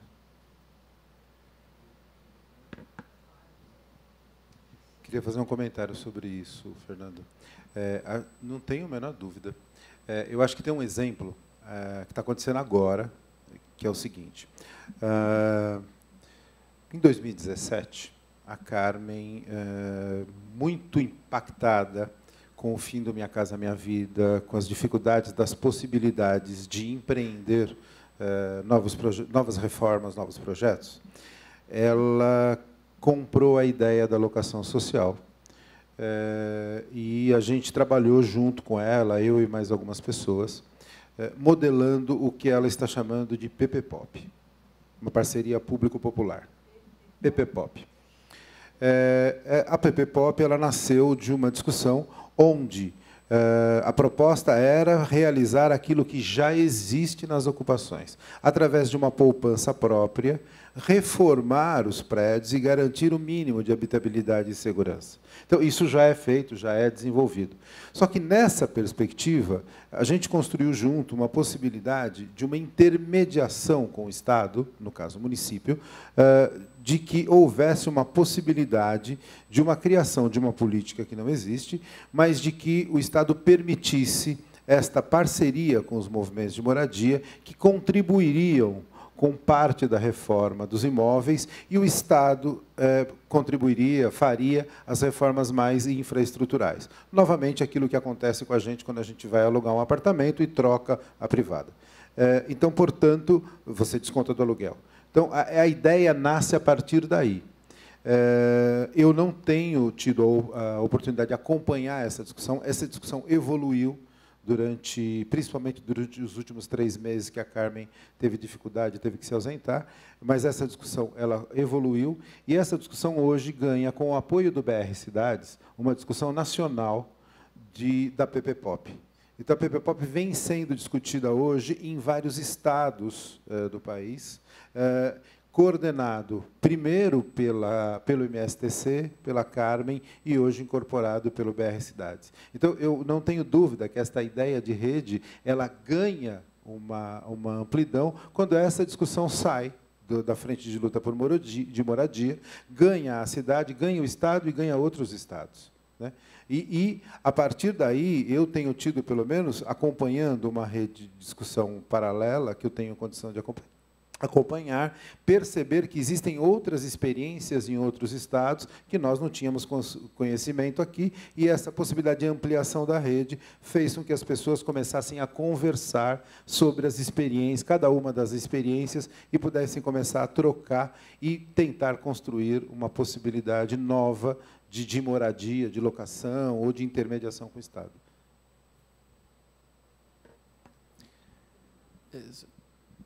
Só para retomar um pouco o que eu falei e deixar mais claro, acho que eu falaria para os alunos. Pensem sobre isso. O Koolhaas é um barroco. A Casa da Música é um espaço labiríntico, vertiginoso. E só lá no interior, depois que você percorreu aquele espaço labiríntico, é que existe o que seria a essência da Casa da Música, que é a sala. Está bem no interior, não está à mostra. E eu sempre achei o Koolhaas um barroco. Ele constrói essas mônadas cheias de dobras programáticas, dobras espaciais. De sombra, né? Porque não dá para esquecer que no barroco a sombra é o elogio. O lugar que eu não distingo tão bem. Isso. É Caravaggio. Ali reside o maior encanto, e aí esse lugar que é sombra e, portanto, é fugaz e é intercambiante, tem um valor que a gente precisa reconhecer, né? Conhecer de novo, inventar de novo, tratar de novo, pelo tempo que durar. É muito bonito quando a gente pensa no Luiz Antônio e na tua fala, pelo tempo que durar, né? Também essa totalidade do tempo, eu vou ficar aqui para sempre. Ninguém aguenta isso, pelo amor. E eu achei tão bonito, Marta, quando você fala em intimidade, e o Fernando recupera a palavra intimidade. Que intimidades são essas dessas ocupações? Não são intimidantes, porque intimidade também é intimidação. E não são intimidantes.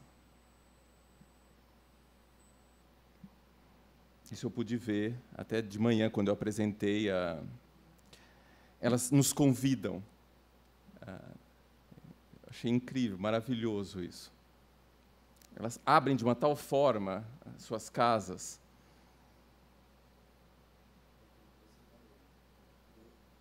Aquilo que você mencionou da Carmen, dizendo: nós queremos ser vistos, nós queremos ser reconhecidos.